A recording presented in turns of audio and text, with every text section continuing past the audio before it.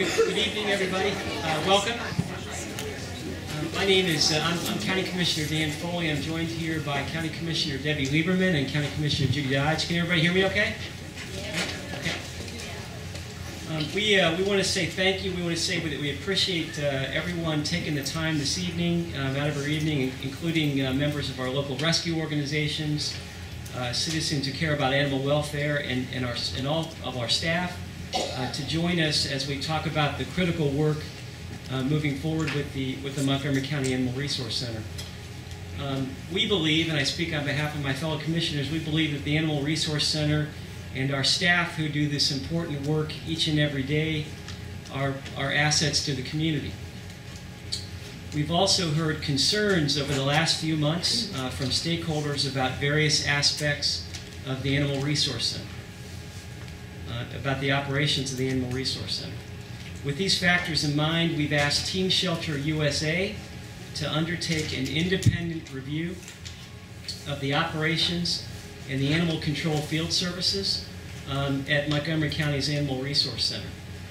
Team Shelter USA, who you're going to hear from in a minute, has significant experience in best practices as it relates to shelters. And their task is to make recommendations to the Montgomery County Commission to improve the entire operation of the Animal Resource Center.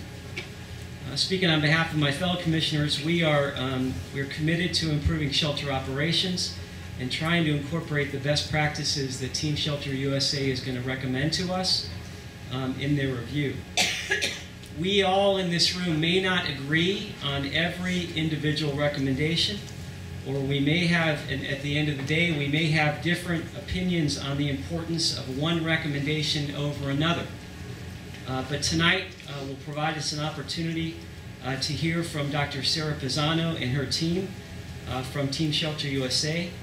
Dr. Pizano and her team will outline key aspects and potential changes of shelter operations that have the common goal of improving our work at the Animal Resource Center.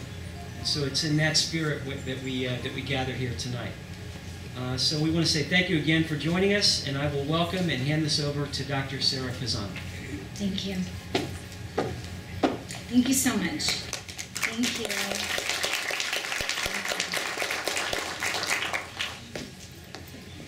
Thank you so much for coming tonight. I am so encouraged to see so many people here. We have heard directly from a lot of you. We've heard your concerns, and I hope that tonight you can sit back and listen to proven best practices that will be recommended here and are recommended to all the shelters that we help around the United States. And that's because they're proven and they work everywhere. These solutions are universal, and I'm so excited to share all this information with you tonight. But I first want to just find out who's in the room, because we are just all pieces of this puzzle, no matter who we are and what we do. So I know there's different shelters here. How many people working in shelters? Awesome, thank you for coming. How many rescue groups? Great. Volunteers? Awesome. How about board members of organizations? Good. And who, did I leave anybody out? Veterinarians? I adopted by Boys and Girls Before. Oh, that's awesome. Good. Awesome. Well, welcome to everybody. And like the commissioner said, this is our team this week, and I do have two roles. I am Team Shelter USA. I also am over the assessment program with the University of Florida Shelter Medicine Program. And Cameron Moore, Cameron, why don't you stand up, is also part of the team. And Cameron and I are the ones that have done all those assessments that I'm going to tell you about, and those universals, issues that we find. And Dr. Kim Sanders is joining us from Anderson County, along with Becca from Charleston, also from South Carolina. And we host lots of different people, veterinarians and colleagues, when we travel, so that they can learn our approach and we can learn about what they're doing in their state. But just to clarify what we're talking about and how we define success. So right now in animal welfare in general, the benchmark for any shelter should be saving over 90% of the animals. And that is a benchmark, that is something that we use a little bit loosely, right? Because it is more than that. It is animals come in our care and they are comfortable, they are provided with enrichment, we get them out as soon as possible to the best possible placement. So there's more to just that number. There are shelters that might be over 90%, but there's too many animals dying in the shelter. That's not acceptable, you will agree. You might have heard this referred to as no-kill. I just prefer not to use that language because my background is in public sheltering. So I use the 90% or better, knowing that in our shelters, we will always face euthanasia. These might be extremely large, dangerous dogs or medical cases that are too far gone for any of our collective resources to save. So this means euthanasia is limited to that small pool. What is so exciting to say to you tonight, after being in animal welfare for 30 years, is that we're doing it. 30 years ago, we saw a lot of empty cages because everybody was euthanized. Now, public shelters are achieving this 90% all over in your state and all over the United States. So we know that it's possible. In the 80s, we didn't know it was possible. This was a foreign concept to us. But it's so exciting to tell you that it can happen and it will happen here. Equal opportunity dogs and cats, but unfortunately, everywhere in the country where we visit shelters with high euthanasia rates, cats have it much worse.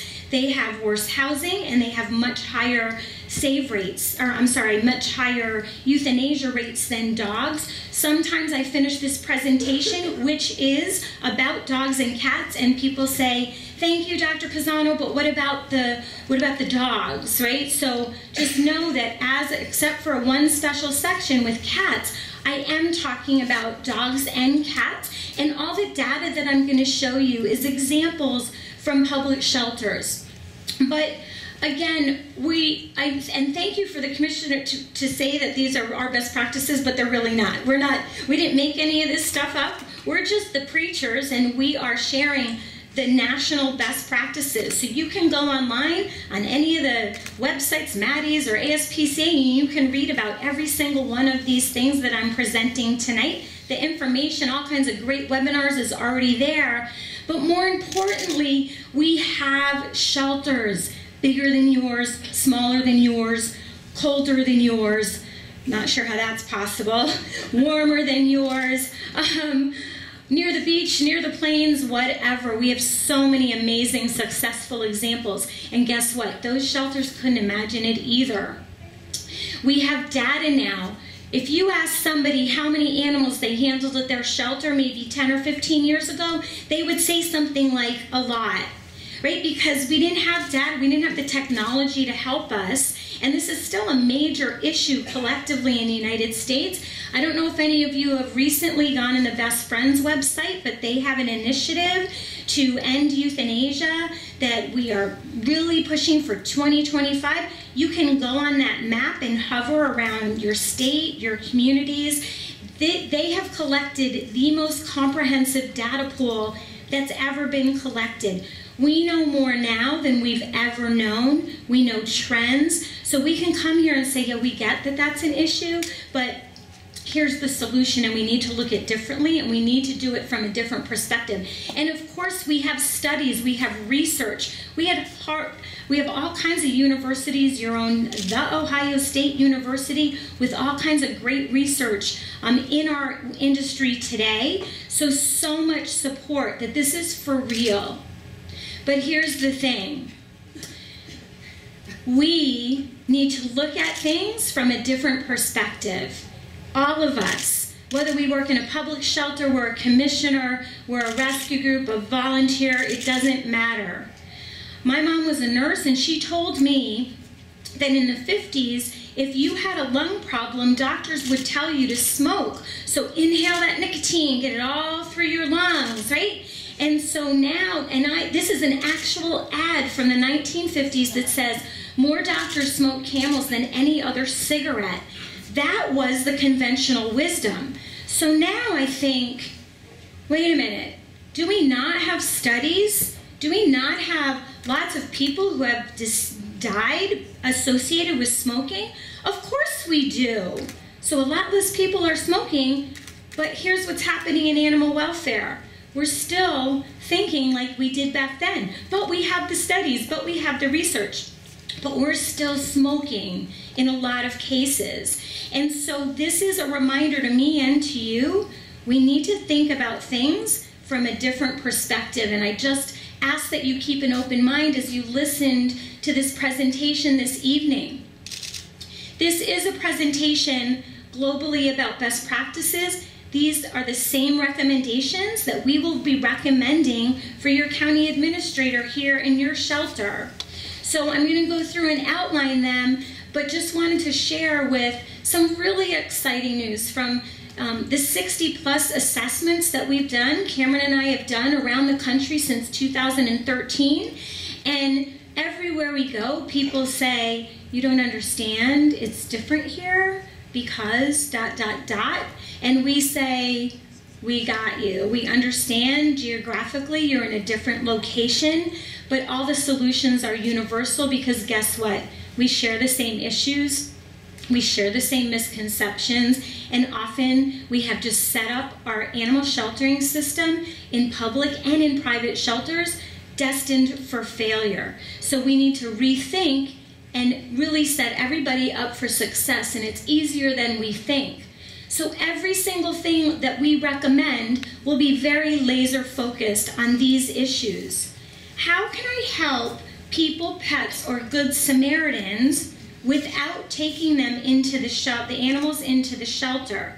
We've never asked that question before, but that's why the word productively is very important. This is about helping people with pets who need help instead of an intake bias and taking all these animals into the shelter. I'm on this island and animals just keep flooding in, and then that's when we all panic because we're dealing with symptoms instead of thinking about what's happening causing all these issues and the overcrowding in the shelters.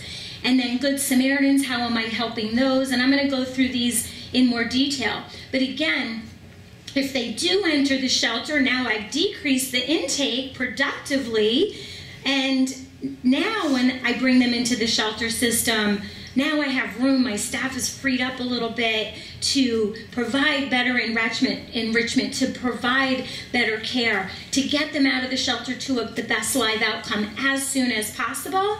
But eliminating waste is probably the one thing that I think we have found across the board, that the traditional animal control system has really created a very wasteful system of practices that actually don't lead to our intended goals.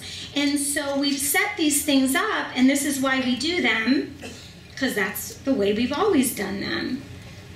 But we thought it was the right thing. We had the best intentions, but we didn't have any data. We didn't have any proof that that would work. But now with the data that we have and all this information, we can say, you know what? That is not leading to our intended goal. Maybe we don't agree on what to do, but how about this? We can agree that this is not working. And there are things that we do in public shelters that have almost 100% failure rate. So that warrants us to look at something and say we need to do business differently. And then as I referred to before, the true euthanasia only. So I'm just going to show you a couple of representative examples. I could be here all night and all day tomorrow showing you these amazing graphs. But I want to just point out this whole bar is intake, and this is Campbell County, Kentucky, a public shelter. So this is all the animals that went in 2014. The green is live outcome, and the blue is euthanasia. So this is the trend that can happen much quicker here, and is we want to decrease intake productively and increase live outcome. And these are major jumps in live outcome, but you see how it's much easier to get to 90% when you have less animals. So when we started out, we didn't know, are people gonna invite us? Are they gonna listen to us? If they listen to us, is it going to work everywhere? And we can promise you 100% of the time, when you implement best practices, it works without fail. Waco, Texas. What an amazing testament to this. When we got there, they said, thanks for helping, but we have a 30% poverty rate. We're too poor. It's never gonna work here. Guess what happened? 36% live outcome at the time of the assessment. Within the first year, they were over 90%, in large part because they did managed admissions intelligently and worked with their partners in such great collaborative ways. Campbell County, I just showed you, they went from a 47% live outcome to 90% within a year. Murray County, Georgia, this is a very rural shelter, not a lot of resources, and Huntsville, Alabama, within a year, over 90%. But what happened in Anderson County, I think, is one of the most incredible stories, and that is because that shelter, when we got there, was that year had a 50% live outcome, and we happened to land the plane as the director was leaving on maternity leave, and Dr. Kim Sanders took over as director. And I am blessed to say she is here tonight, and I want to have her come up and say a few words to you. But I want to tell you what she did. There was a 50% live outcome rate, and with no increase in budget, and no increase in shelter space, and no increase in staff, Dr. Sanders led her team to 90% in 3 months, and counting. So please give her a hand and welcome her.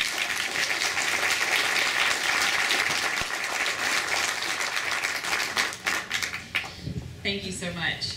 It was a rather inspiring time to take over a failing shelter. We started out with about 7,700 animals coming in annually, and through our productive decrease of intake and working with our rescue partners, our intake now is about 5,500 animals, and we save over 90% of those animals every single month.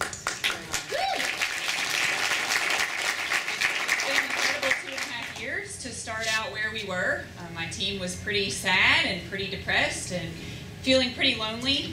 The county was pretty upset. And, staff was getting yelled at. People were really angry. A lot of Facebook complaining. So I'm very aware of how it can all go wrong. So to be able to take that within 90 days and be able to achieve a goal that people had been trying to do for years just by implementing these best practice programs was really unheard of. And we've just been blessed to be a resource for our community. And so I think that's the biggest part, is the people in our community love their animals. They don't want to turn them in. They don't want to have to give up that animal, but they need assistance. And that's what it's about. It's helping the people to be able to keep their animals, to keep them out of the shelter, so that we can keep more of these animals alive and in homes where they're already loved. And so I think that's been one of the biggest changes for us and for our community. It's a rural community. It's not the wealthiest little town, but it's achievable, and this goal can be achieved in every single country and every single county across the United States. It's not cost prohibitive. It doesn't take that much more work. Everyone's already working hard, so we just have to work a little bit smarter in order to achieve those goals. But it's absolutely doable, so we're just really excited to be here today. Thank you.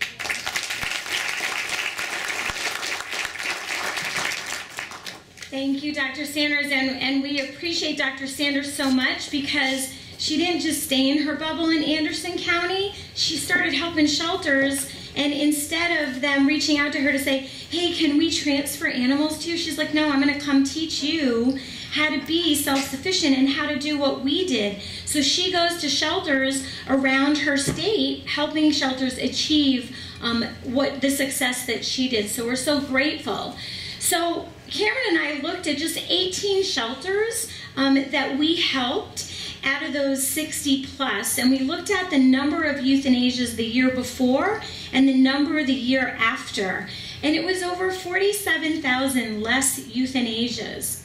So that again was so humbling, and we share these numbers with you just because it's such an amazing testament to know that there's hope. We never thought there was hope. We never thought this could be done.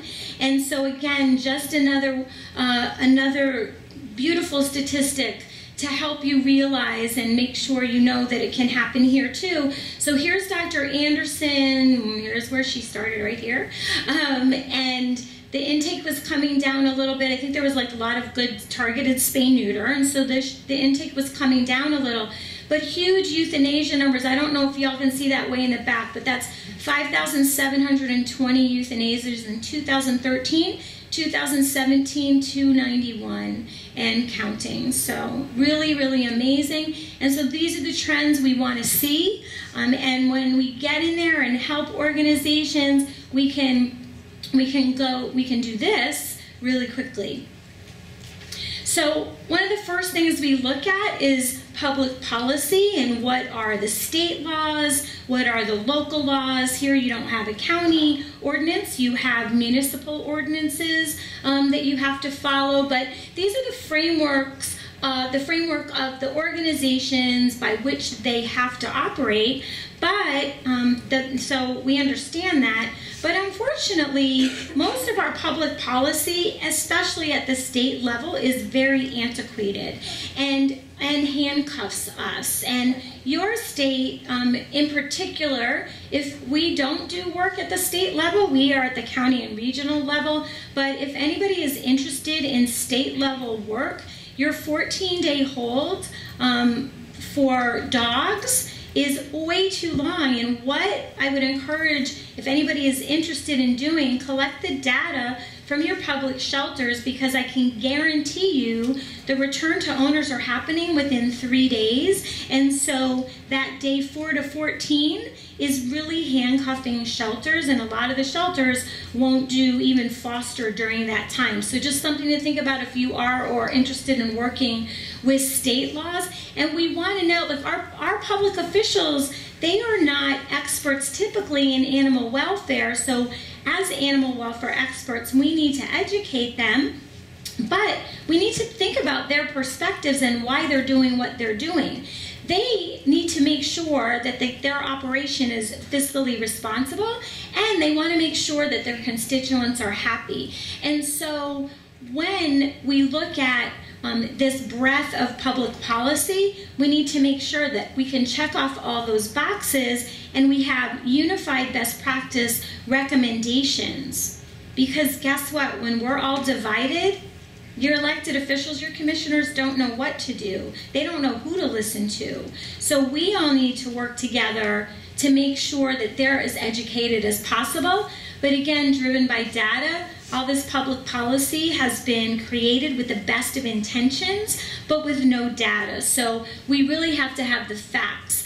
So these are just some examples of what we look for. What are the stray holds? When a dog is returned, and I'm going to talk about cats a little differently, when a dog is returned to owner or RTO, are they offered services like spay, neuter, and vaccinations with a financial incentive? Are there breed bans, which we certainly do not agree with? What are the adoption fees? Are they locked in an ordinance and way too high, which we know is not correlated to responsible pet ownership? So all those different kinds of things.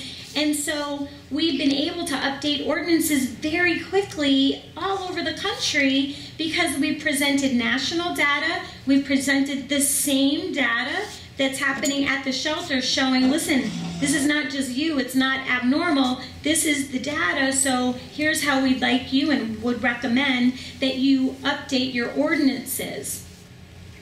Public-private partnerships are one of the most crucial ways that we can help not just homeless animals, but keeping animals in homes, helping fixed income pet owners, spay, neuter. There is a huge and endless opportunity for us to work together.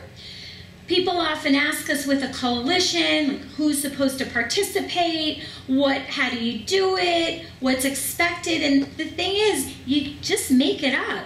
you just meet and figure out who has the resources. Maybe one organization has time or more volunteers. Maybe one organization has more funding. But I can promise you that when you look at grantors, the national grantors, it is required that you collaborate. And that's how you get the big money, because they recognize the power in partnerships. When we were in Cincinnati, there were many groups that didn't know each other and were not working productively together. And so we sat down, we started having meetings with them, and a year later they got a PetSmart Charities grant because they were collaborating for over $100,000. In Northern Kentucky, this is a really big collaborative effort with 8 counties in Northern Kentucky and a very large cat foundation that some of you may know, the Joni Bernard Foundation, private veterinarians in spay-neuter clinics, and this was because there were very high euthanasia rates, in particular at 2 shelters. One shelter was saving 22% of the cats, and one was saving 36% of the cats. There was a huge need, and there was a very wealthy foundation with lots of money and nobody to give the money to. They did not have an organization to give the money to address that need, and so nobody was doing anything. But then we found out that the district office had a nonprofit arm, so we had the Joni Bernard Foundation give the grant to them and reimburse service providers. So we're now on year 3. That's $1.2 million just for cat spay neuter. People said, yeah, people in Kentucky don't spay neuter. Well, guess what? That's wrong. You're still smoking. Lots of people in Kentucky want to sterilize their pets. They didn't have access. So when we gave them access, because these were free surgeries for fixed income, for community cats, and for shelter cats that were going to be put back home, we did 8,000 surgeries the first year and 7,000 something the second year. Very large decreases in cat intake. And this year, we'll be celebrating the very first year that all 8 shelters are over 90%.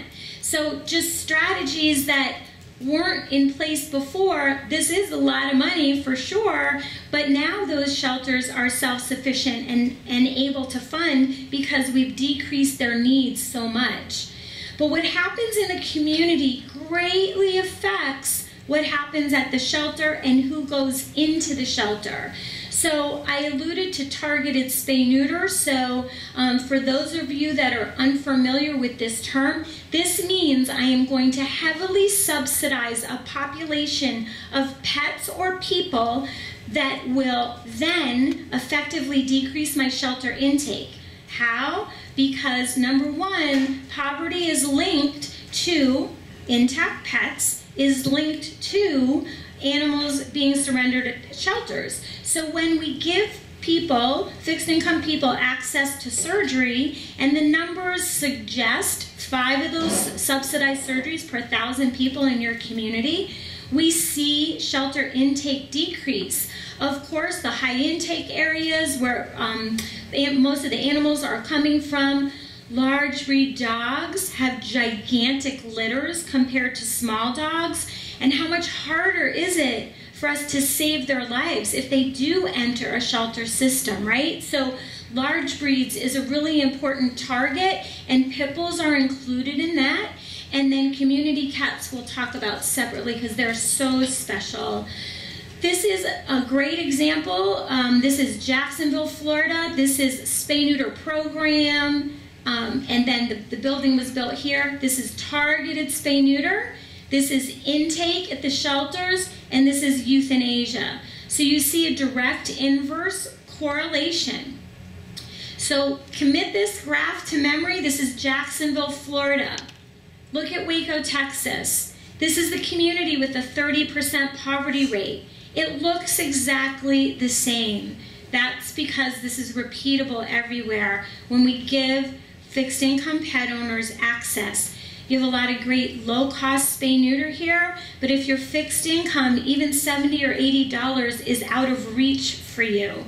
So access means as close to free as possible. $20 appears to be the tipping point, but this is the surgery, targeted surgeries. this is intake, and this is euthanasia. In Huntsville, Alabama, the reason this line of surgeries is not as steep as the other two is because they don't have any high-volume spay-neuter clinics. So these surgeries were done by a group of private veterinarians in their community, but every year they're funded by a nonprofit that actually runs out of funding every May. They're just struggling for every dollar, and the city recognized, just like Waco, just like Jacksonville, this is a direct hint for the commissioners and the county administrator that one of the recommendations is going to be to fund programs for targeted spay-neuter, because you will benefit by having a lower shelter intake and less enforcement calls and all those things that ripple. And speaking of enforcement, the other thing that we recommend and know we love this, I always highlight this program in Santa Cruz, and you can Google this. There was a HSUS article about Santa Cruz. I'm not sure when it was from, but if you just look on their website and Google community-minded enforcement or Santa Cruz, you can read about it. So these ACOs, just like all ACOs, are going into the same neighborhoods. They're giving the same people citations. They're seeing the same dogs running down the street. And they said there has to be a better way. So what they said was, we're going to each ACO is going to rotate and go into the underserved areas and see what people need. And so we're going to get in-kind donations, and we got dog houses. They did get a grant. They were recognized by the ASPCA, but for a long time they just did this with donations. And they ended up creating a system where when they drove down the street, people were happy to see them. Most of the time when ACOs drive down the street, people run in their houses and shut the blinds and turn off the lights, right? Because it's going to be bad. So they have changed that conversation, and they've put themselves in a position where when people see them, they're thinking, this is good, or I can get help. This is a resource to help me. So we have to stop thinking about being punitive and punitive and punitive. Punitive is reserved for cruelty, neglect, abandonment, dangerous dogs, those things that deserve punitive action. But these are, in these areas and the way this program works, these people love their pets. They just maybe need some help with resources, dog houses, different things like that. So I use this visual as sort of my description of animal control, public animal control shelters. So this is what we do. We make it super easy for animals to come in the shelter. We never ask any questions, but then we make it really hard for them to get out. This is where we need to be, and I don't mean to say we're not helping animals. I'm saying every shelter, just like yours, has finite number of spaces and finite number of people to care for those animals. So we should use that finite space strategically. We never asked. We never said, and I know all of you are with me because I was misjudgmental. If you left an animal in a shelter, I thought you were bad, I didn't like you, I thought you didn't care about your animals. And what we found, I have been humbled between 2015 and 2018 in particular from all this research that's coming out. Most recently, the ASPCA did a study. It's their second study. 80% of the people that were surrendering didn't want to. They just needed help. Holy cow, was that heartbreaking for me.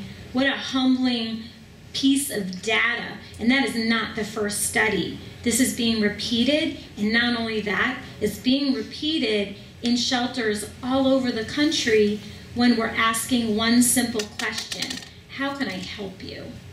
How can I help you keep your pet or place your pet? This might be a free website like Home to Home, which is a pretty new website. But an organization says, listen, I understand you need to rehome your pet. Send me this application with the picture. Okay, yeah, he looks good. This is a good application. I'm going to post it for you. There you go. So you're going to connect directly with people who are looking to adopt, and I'm going to prevent this shelter intake. Maddies Fund did a survey that showed that open admission shelters need the most help and are the least likely to ask. How does that make sense? Why we never wanted to tell the public the truth, because the truth is ugly. We're euthanizing, we don't want to be accused of anything. There's risk of euthanasia. I was at a shelter a couple of years ago at intake and listened to the intake staff, and there was a male intact orange cat with the obligatory outside cat wound, right? You cat people know what I'm talking about right here.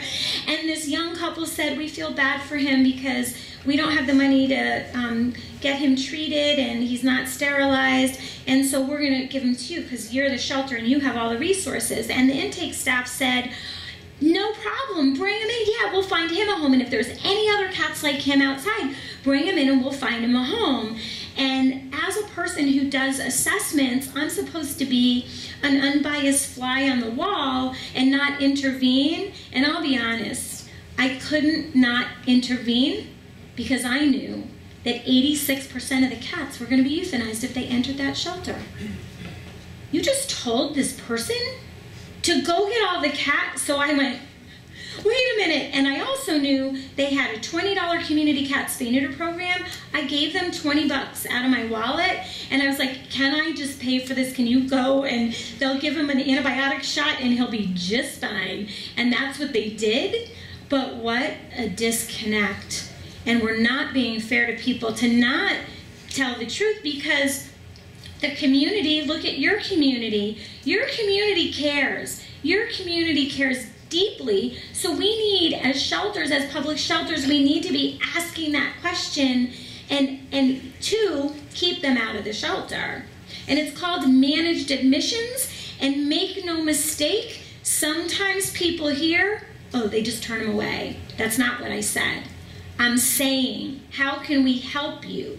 Keep your pet or place your pet directly, because I don't want them to be at risk of overcrowding, infectious disease, risk of euthanasia, and all those things. I don't want that for your pet. How can I help you? So it's not about turning people away. So I told you about that study. So we went to the sheriff's office in Brevard County, Florida. The sheriff's an elected official, so make no mistake, he's not going to do anything that makes his constituents unhappy. We said, we want you to do this program. We want you to see how to help people, see what they need, see what you can do. You have a fancy pet posse of volunteers. See how they can help.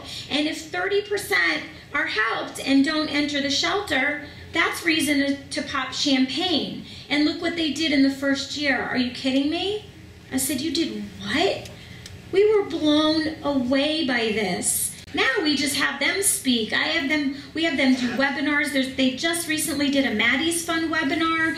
You guys should, I hope you're familiar with all the great webinars on Maddies Fund.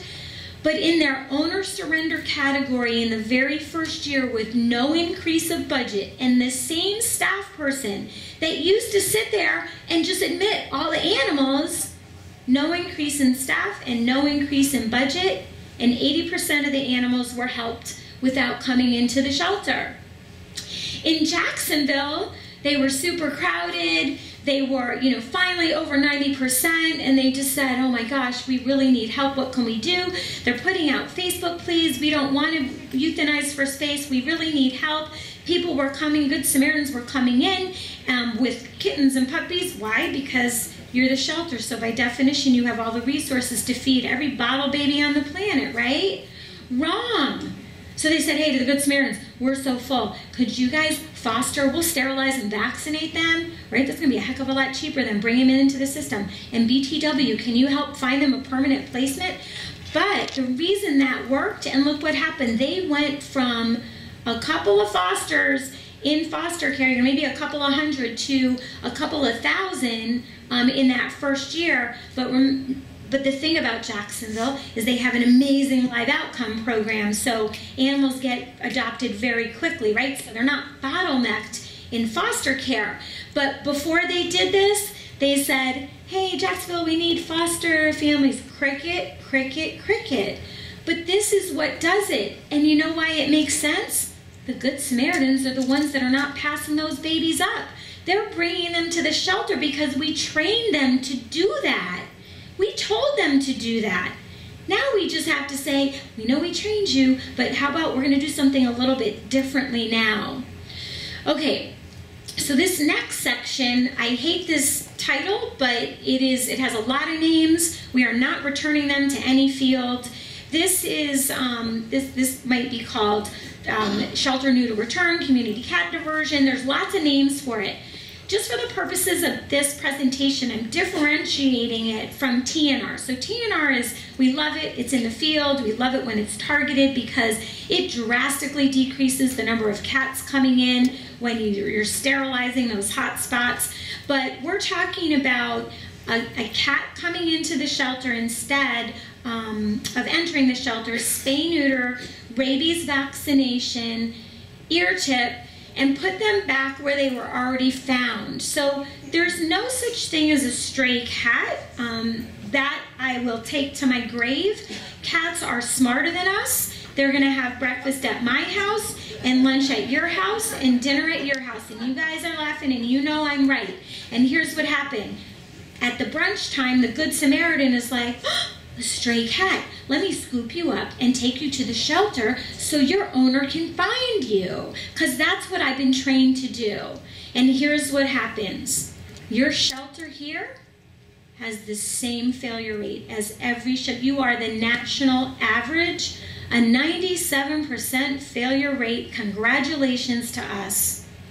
This is how we design a system. Only 3% of cats nationally are returned to their owners. But why are we staying on this hamster wheel? And here's what's happened. And the second reason somebody brings in a cat is, I don't want them on my property, they're bothering me. They're mating, yelling, screaming, spraying, or whatever. I don't want them on my property. Okay, so here's what we do.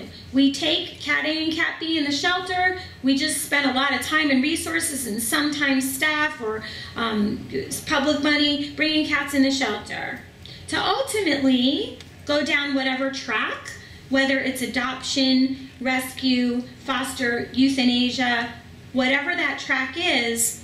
The same thing is happening with the cats left behind, reproducing, and nobody's stopping them.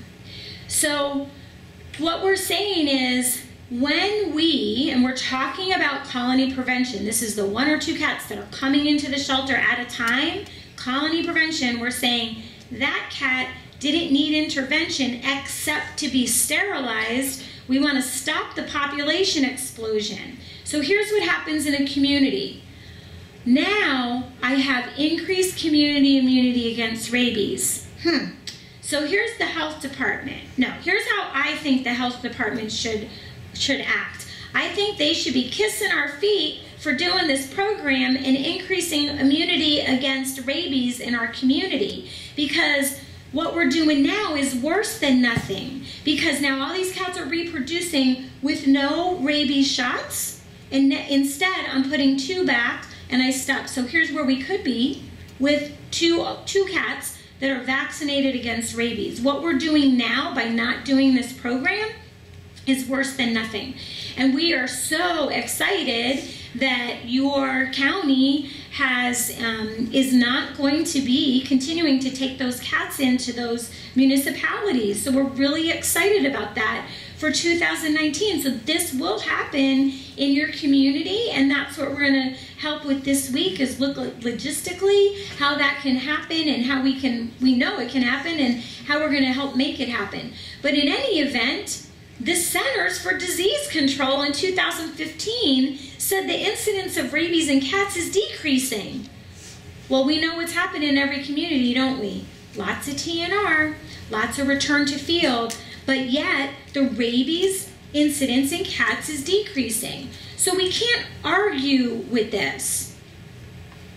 So we stop the population growth, we have less wildlife affected. This is in no way are we suggesting a free-for-all for cats. If we are feeding our own cat outside, we need to be respectful of our neighbors. If we are feeding perhaps a group of cats, we need to make sure they're not in sensitive wildlife areas. So there is an element of respect that needs to happen.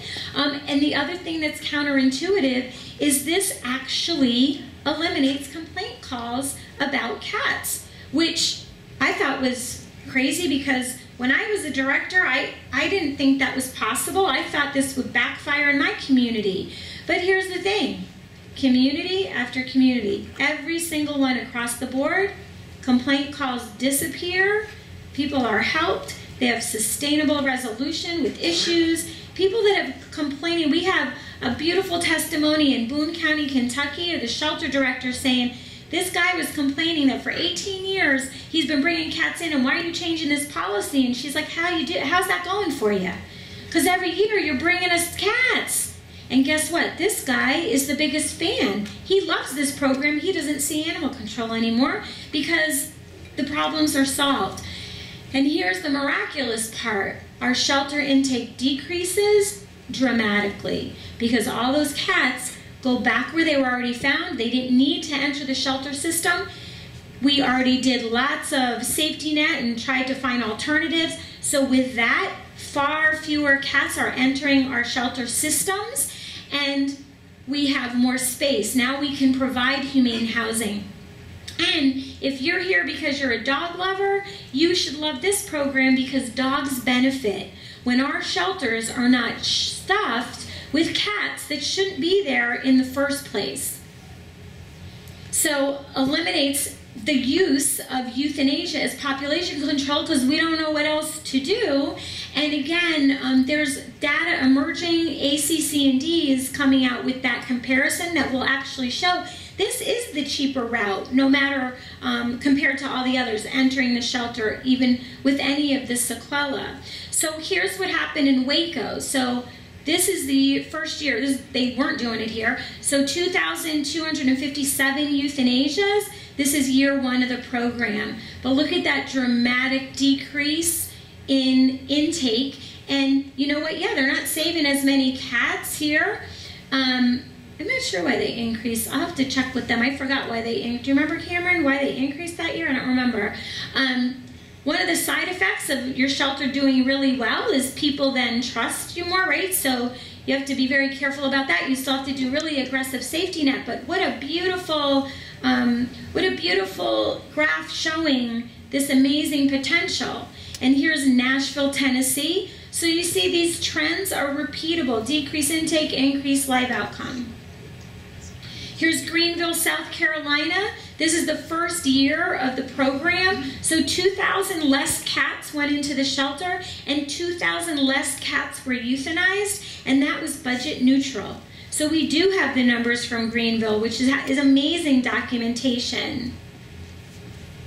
But again, the combination of targeted TNR, those hot spots, and helping people get those community cats especially, and people who let their cats in and out, get them sterilized, along with the RTF, that's what eliminates all those cats going into your shelter. But there's no other way that has decreased cats by any significant amount that are outside. We all, I think, can agree we'd rather all the cats be inside. It's much safer, but that's just not the way our society lives with cats, right? So this is the only solution that works. So now we've taken all these community programs, we've done all these strategies that help productively decrease intake into the shelter. Once animals get in the shelter, they should be on a fast track to live outcome as soon as possible. And that means first come, first serve. If there's, of course, we want to get them returned to their owner, but again, for dogs and cats, you are right there at the national average. About 20% of the dogs returned, we think. Like I said, 3% of the cats, exactly the national averages. So we know then that we can safely say for dogs most of the time, we are going to have to find an alternative placement. That plan should start the moment their little feet enter the shelter. How are we going to get them to the best live outcome? Because we have this intake bias, but then we also have this bias to, well, we have to do X, Y, Z, remember the funnel, and we create all these bottlenecks that increase length of stay. And here's the problem with length of stay. Every shelter, now you have overcrowding. That's really stressful for animals.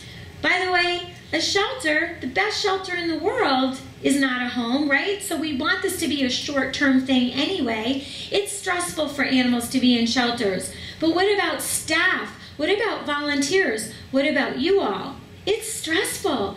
We want to get them out as quickly as possible because they will be exposed to disease just like having kids in a daycare, it's inevitable, but we can minimize this.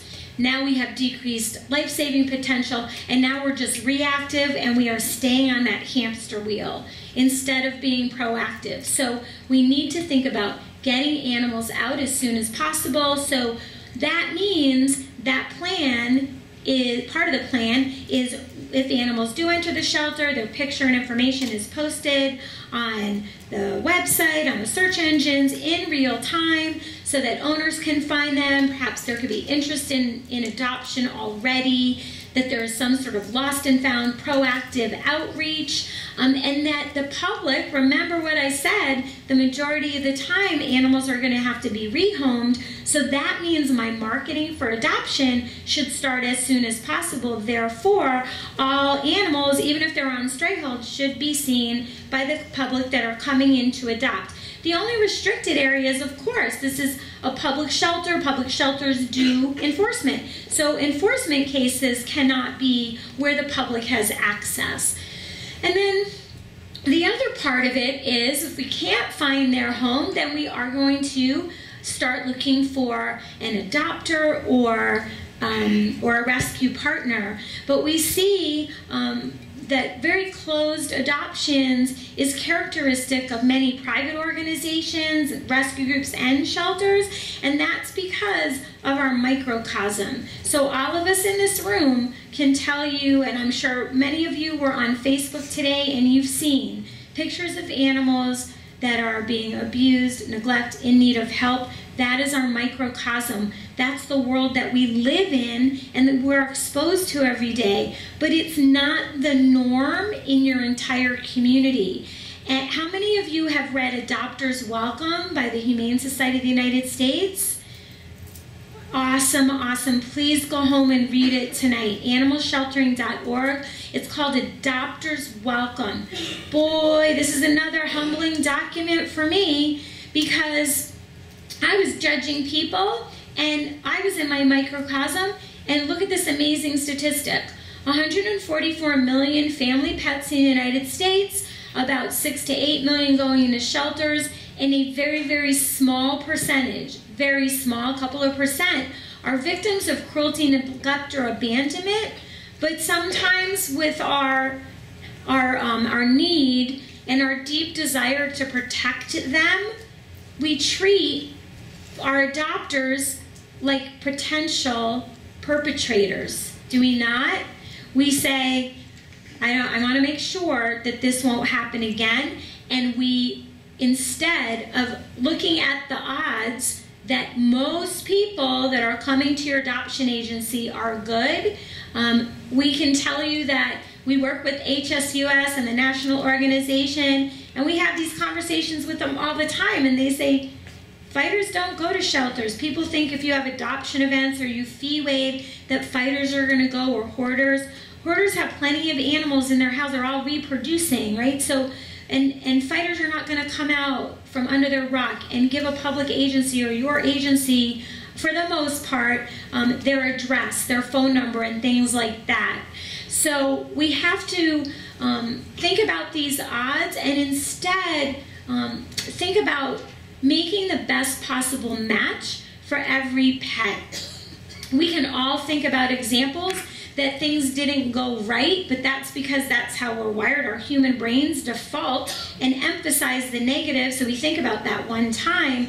But overall, this conversation, relationship building, helping people make the best match, and then supporting them after adoption, where we educated them and help them introduce their new pet into their home, and then be a resource for them afterwards, that's what counts.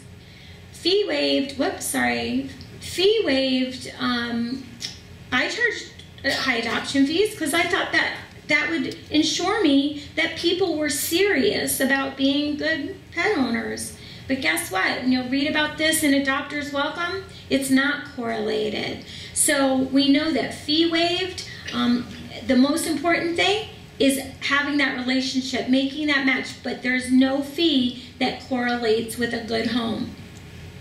And then back to foster care. If animals do enter the shelter, foster care is an excellent way to showcase animals. Perhaps there are there's lots of dogs that break down in shelters because it's scary, it's stressful, it's smelly, and they are not their best selves. But you put them in a foster ambassador situation and they go to a coffee shop with an Adopt Me sign and it is a whole new day.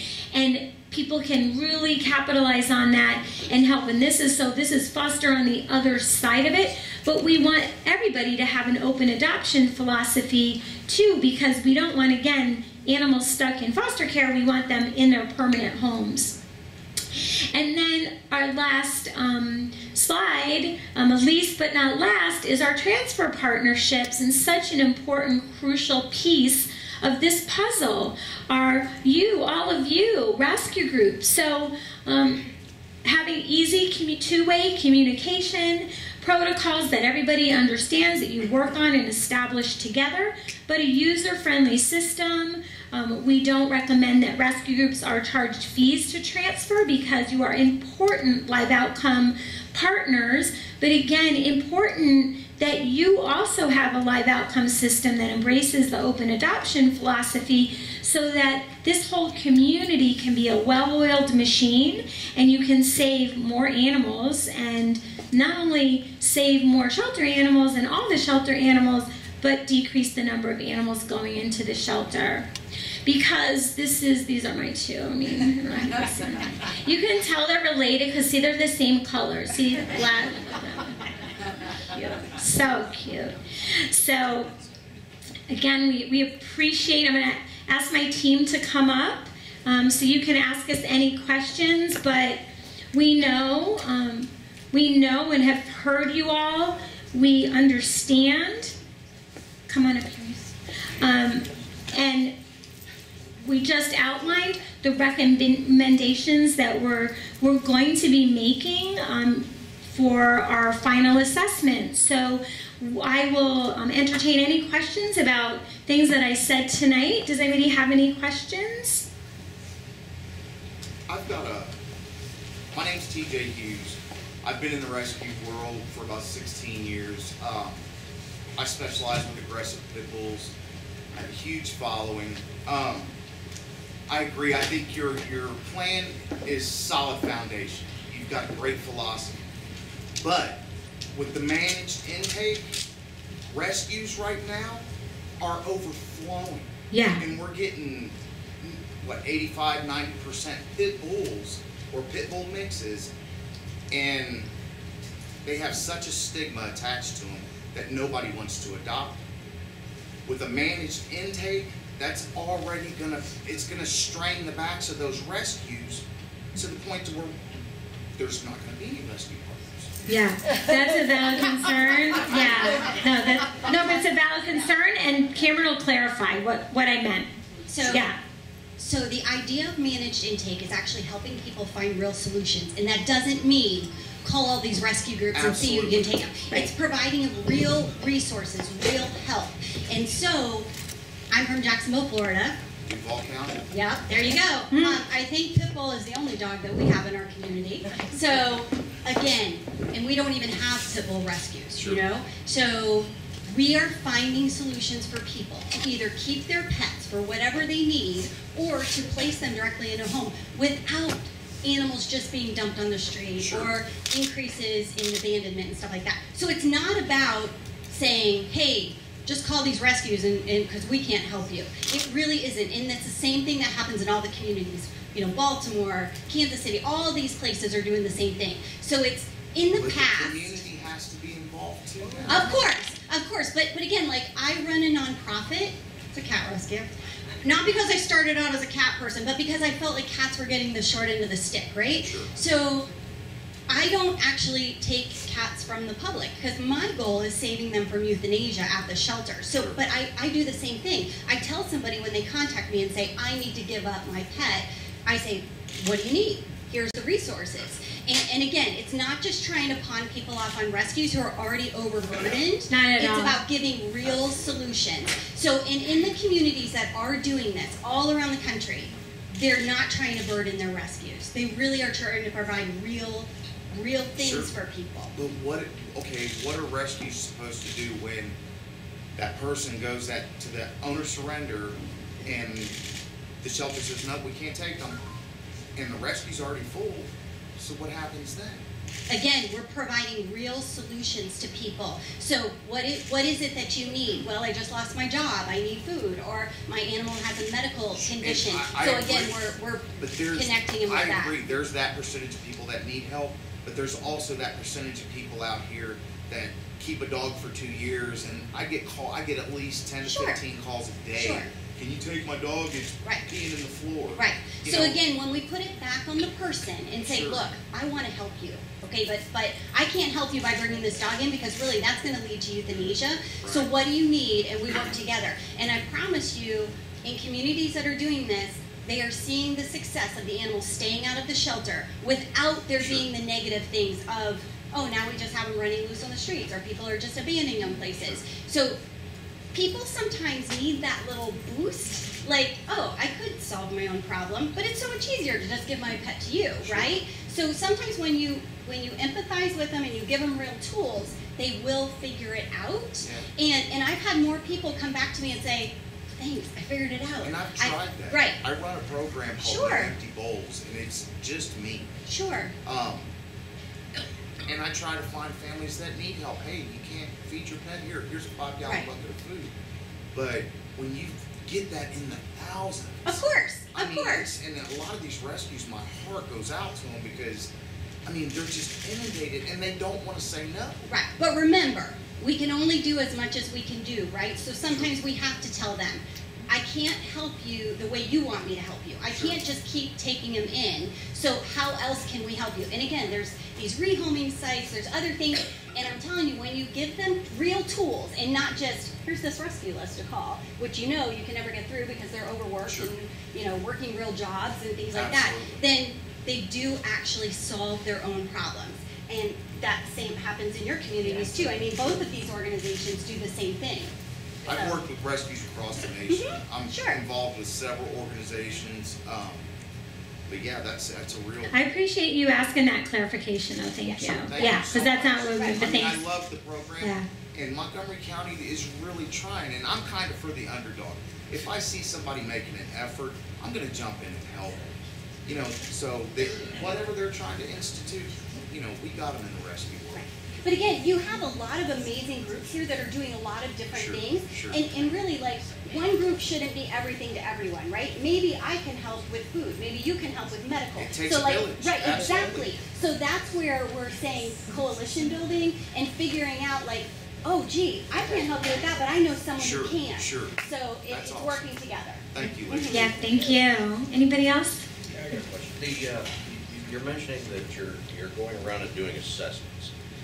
What does the assessment entail as far as, since this is all, you've got a list of best practices, you've got a program that seems wonderful and ecstatic and so on and so forth, and like, thanks to Doc here for taking over and everything else, but what I gather from that I'm seeing in my community, other communities that I've lived in, I was in the Navy for 8 years, so I've been all around the country and everything else, the different communities that I've seen, the problem entails exactly what she got away from. Luckily, the one that was running it as the hamster wheel, and we're never changing anything, this is the way it's done, this is how it's going to be, was looking at the citizenry as an ATM. Whatever fines we could get, we're getting money in the door. Luckily, she had to go on maternity leave. You stepped in at the right time, you stepped up to the plate. That's what it took. That's what I'm getting out of what completely turned South Carolina. It wasn't a fact of, hey, we've got these best practices and somebody listened. It was that perfect mixture of, we've got best practices, we've got somebody in here that's not, I don't know if you've ever heard of the experiment with the monkeys. You hang a banana off the top of the cage. You got 5 monkeys in the cage. First monkey that goes up the ladder gets to eat the banana. The other 4 get sprayed with cold water. Now, you go changing out, because pretty soon, the 4 monkeys are going to start beating the hell out of the first one that goes up there and go after the banana. But you keep changing out the monkeys. Pretty soon, you've got 5 monkeys in there. Nobody's ever gone to get the banana, but you put a new monkey in there, it starts up that ladder and gets beat. Why? It's the way it's always been done. Yeah. Luckily, you got that perfect storm that you had somebody that we got rid of the old way that was doing it. Yeah. And that So- mentality and brought that in. So I'm wondering, what is it that you're... What's different now? Since you've Yeah. got it coming in and it's Right. all recommendations, what does the assessment entail? Right. As far as what do you see when you go in Well, to give these recommendations? first, and I'm sorry to mention this first, but your assistant county administrator reached out to the University of Florida requesting an assessment. So you have your county administrators and commissioners wanting your shelter looked at to see how you can improve. So, Well, the reason for that is not because of we want to do things better. We heard about this program. I looked and I saw your data goes back, you know, you're talking 2011, so on and so forth for this data. And in all that time, nobody was looking to improve anything. Yeah. It's only when it came to a head that the community came together and said, we want changes. so Or just thank start you. firing I'm glad, because we are really excited to be here. But they didn't have to ask for an assessment. They could have just not asked for an assessment. So what we do, It's and- glad handing and is what I'm getting at. Yeah. I'm wondering, So- what does your assessment entail as far as what can actually be done when you Yeah. can see that? So before we get here, we look at all the laws. So the state law, your municipal laws, what are the policies, what are the intakes, we look at your stats, we look at all kinds of information, your table of organization, all those types of things before we get here. And then we spend time in the shelter, we interview staff, we observe staff, but we do also get a lot of information just by the numbers. And sometimes people say like, oh, you just care about the numbers, you know. I'm like, yeah, I do care about the numbers, because every single number represents a life. You better care about the numbers, and you better know every single number so you can improve, right? So that's what we're doing here this week, is we're getting this information. We're meeting with the Humane Society. We're meeting with SICSA, right? I always say around SICSA. And we are meeting with commissioners, the county administrator, and then we'll be submitting in a few weeks a written assessment that essentially outlines these strategies and essentially says, here's what's happening, here's the benchmark, and here's the gap, and here's what we recommend. Here's what you're doing right, please keep doing that. But here's the gap, and here's the steps. So there's many things that are system changes and policy changes that can happen very quickly because it's budget neutral. So we've already been talking about those things, and that was, I think, the motivation for the municipal contracts because of our discussions starting a couple of months ago, and we are thrilled beyond measure that that's going to happen. So once we give the assessment and it has action steps and things like that, we follow up and we help implement those. But I have to say that with all the success that we've had, it's been very little follow-up. I mean, it's emails, texts, phone calls, linking like to like. So the county attorney with an animal welfare attorney, a director like Dr. Sanders, right? So like with like communities.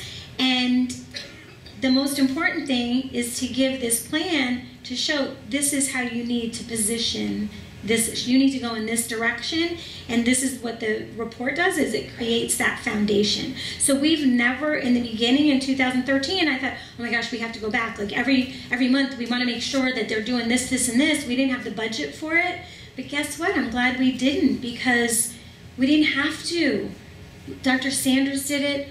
Alexis Pugh in Memphis did it. Same success, right? So it's really just the foundation saying, here's the best practices, make sure this happens, Now, right? with So, the assessment, how are we going to find out Is what that the result is? public Is that Yeah. public record? Is that open? right, and I don't know if anybody wants to speak to that. Well, I think our county commissioner. Once the assessment's And done, Michael's here. Montgomery County ARC will implement policy and procedure, and it is public information. The Yeah, it's all public record. You want to know how you would. know the assessment. I want to know what she finds and what she suggests. It's public record. I mean, once they publish it, you can go on the county website and pull it up and pretty much see it, or go down to the county office. But it's basically, it's still just an assessment, it's just recommendations, so on and so forth. So it's still going to be up to the rest of us to hold our city council and our commissioners feet to the fire to let them know if we don't start seeing a change, we're going to start getting. Yeah, this is what you support. In their defense, honestly, I just spent the last 2 years in Tennessee. They came in and did Nashville. And Davidson County, I don't know if you guys got a chance to do Memphis. We did, yeah. We did Memphis right when Alexis started. Memphis needed help. Huge turnout. Nashville, but you guys did great. Thank you. If they implement the right policy and procedure, ARC is going to come and step to the forefront of shelters and management. But that's what I'm saying, it's not for them.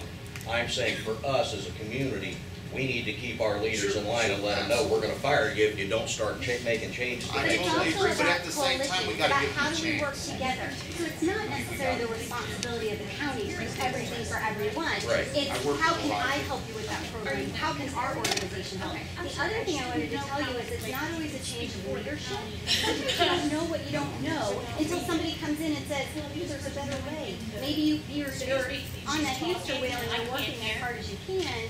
So you need somebody to say from an outside perspective, if you did that, you would improve. And so just keep that in mind too. So a lot of our success has been with existing directors who just didn't necessarily know that there was a different way. Because when you're so busy and you get to work and then the next thing you know, it's like 10 hours later and you don't even, you're just spit off that hamster wheel, you don't have time to breathe, let alone to say, could I be doing my job better, So these assessments provide the roadmap. With our community, it's with our county resources and those that are running the shelters and stuff, it hasn't been that kind of a thing with us of, well, I don't know any other way to do it. You've been told other ways to do it, we just get ignored. But I think everybody's listening now. That's why we're hearing that. The more, and listen, I understand Jacksonville, 10 years ago, 20 years ago, it was awful. We all hated each other. Nobody worked together. We said ugly things about every single body, and it was awful. It just was awful. There was nothing to be proud of when it came to animal welfare. Then, when the leaders of the major organizations came together and said, look guys, we really want to save animals. We need to work together. So set aside your differences. Don't bash me in public. Private, we can duke it out. But in public, let's have this united front. And guess what? That's when the magic happened. Right. Well, with us, we've got a united front, but basically it's an us versus them mentality. If we're above the citizenry, we're going to do what we want to do, and we we don't care about your Sometimes you have to let it go. You just have to let But it I go. do feel, I feel 2019 is the year, and it's going to be transformed, and it's going to start with this, with this assessment, and I really do. I have the confidence, and this is one of the reasons, your county administrator. Thank you. We asked the team to come here, the Montgomery County Commissioners and myself. My name is Michael Colbert. I'm the county administrator. We asked Team Shelter to come here to make improvements to our Animal Resource Center. One of the things we are going to do is completely revamp our website. Sure. When we revamp our website, our monthly reports on live release rate, including the full report and the assessment from Dr. Pizano, will be put out on the website so that you can all download it and see it. We are being totally transparent here because the goal of the commission and the goal of the county administrator is to make the Animal Resource Center better. And we need your help to support us and give us the time to do that. So any suggestions that you have, get back with us on it. Get back with Dr. Pizano. It takes a community to do this. And we are doing the best we can to expand our partnership with our rescues. We have instituted the cat policy in spade, neuter, trap, release, and not renewing those contracts. And we hear your concerns, and we're making the necessary corrections to make the ARC better. So thank you. Well, one suggestion that I'd like to make for making the community suggestions better heard and better understood. With having your advisory board be completely stocked with nothing but your animal resource officers, your dog wardens, you need citizens in there so that you get a different perspective instead of, well, we can fine for this, we can fine for that, we can fine for that. I've got plenty of cats around my neighborhood. We can get fines out of them all day long. But we all know whose cat it is. His neighbor's cat's got a bum leg. It runs around here all day long, friendly with everybody. Nobody's got a problem. Get a resource officer that comes in there, cat on the loose, money in the hand. That's what we're tired of. One of the things that we have done with our advisory council is we've expanded. We have ASPCA, we have the Humane Society, we have public health.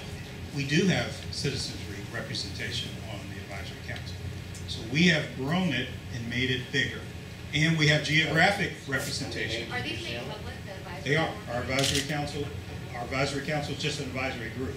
So it is a public forum. But there's board members on it. There's a whole list of everybody that's on there. You've got, what, 5, 6 open seats right now? We've got several, but it is a broad geographic spectrum of the county. So it's not closed, it's totally transparent. We can send you the minutes if you're looking at the minutes. Again, by revamping our website, we're going to get that out to you so you can see it. Yeah, so the public would like to be there and be a part of that. That's fine. Voice their, concerns and suggestions and so forth. Absolutely, we welcome that. It is not a closed meeting, nor is it a secret meeting. We appreciate that. I mean, I don't speak, to answer her question, I don't speak for Montgomery County RC, but I work very closely with them and several rescues that work with them. And no, they don't have the best track record, and, I want to be mad too. But if I see them making an effort, I'm going to jump in and help. Wouldn't it have such a high rate of dogs sitting in your guys' care if they didn't refuse other rescue groups? Sure. No, I totally agree with that. Those rescue groups are given a 501c packet, and I mean. Yep, and that's a recommendation. Let's just, the lady in the back has a. So I want to be clear from what I gathered from this presentation tonight and a little bit online, so on and so forth, is from your assessment to additional meetings, when will some of this practice and suggestions be implemented, and when will the public have access to the assessment records, the data, the information, to the point where it's being implemented for the better, for the positive, and see the results? When is that supposed to happen from the end of your assessment, you do your type up of it, to when it's being implemented? When is this supposed to occur? Over how many meetings? Over how much time? You say 2019, but that's about a month or so away. So at what point does this happen? So we've already discussed all these recommendations with commissioners and your county administrator.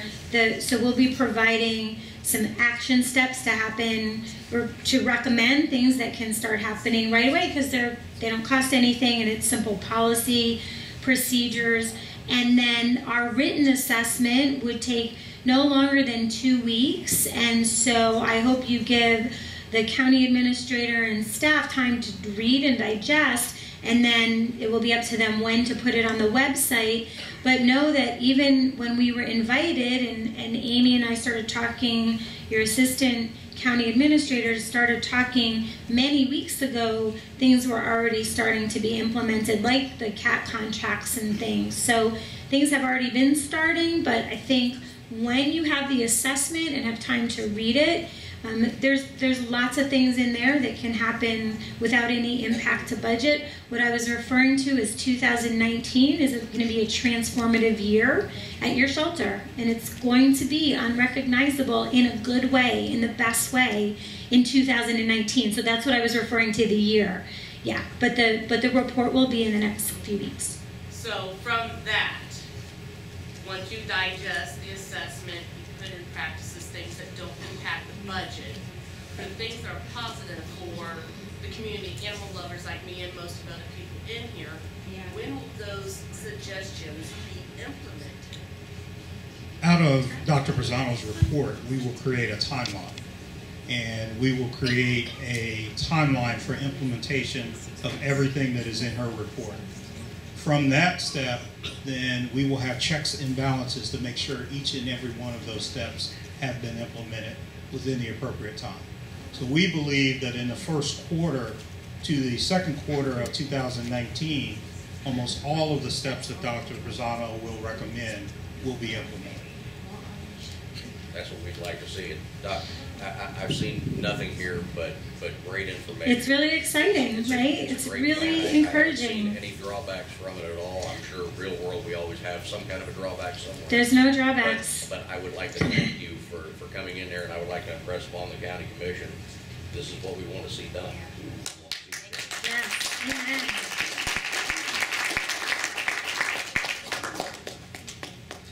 Anybody else? Yeah.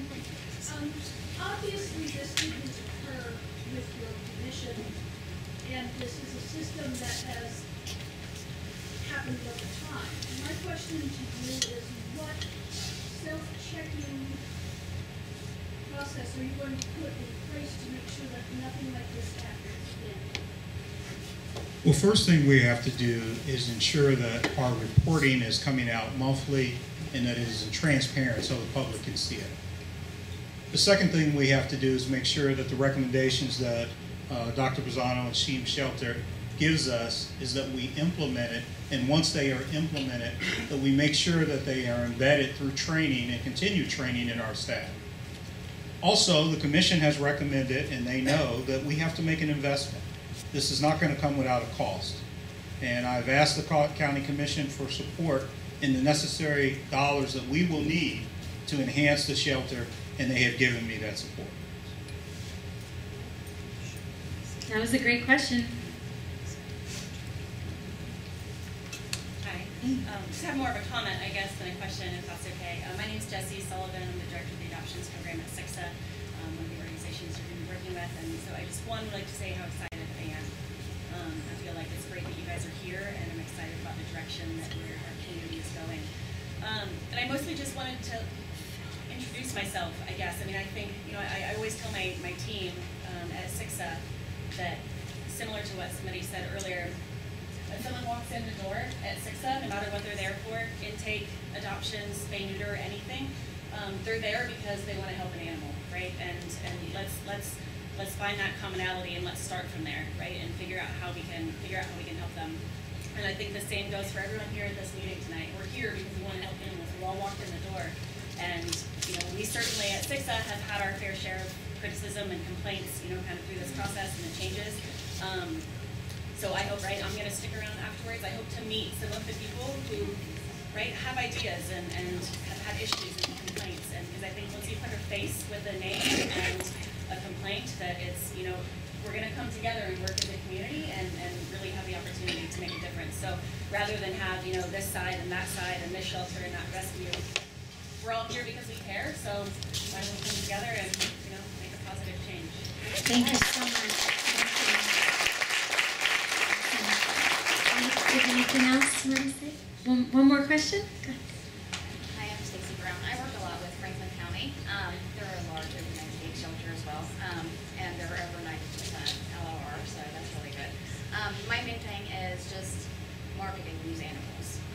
The adoptables, the rescue only, allowing a list of rescue only to the rescues, working with all the approved 501c3 rescues that you can that are reputable. Because right now, you guys are only working with a handful, and Franklin County has like over 75, 80 that they work with. So they're able to move these rescue dogs that don't deserve to be euthanized for treatable and or trainable conditions, So that's just my main concern is marketing. And I've actually offered, I'm not a photographer at all, but I have, I know how to use my phone, but I have offered to take pictures for months and months and months and come and take pictures and video and network them for free, and I've never got a response back. So that's the thing about working with the community. Yeah. Just anything to get those faces out. Both sides. Yeah. These animals, there's so many thousands and thousands that are coming in there, and we're not seeing any pictures except for what's on Pet Harper. They're little, scared to death right when they're, come in. But no, like, actual their personality, get some video, get some enrichment programs, get some play groups. you know, I've got a lot of stuff.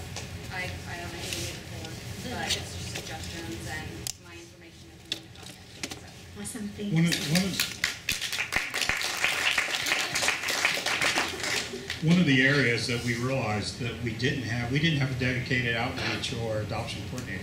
We didn't have a person that focused on getting animals out of the shelter and getting them, finding them homes. So we asked for approval, and we got from the commission approval of a person, and that we are now interviewing for persons for a dedicated coordinator. So And rescue coordinator too. Yeah.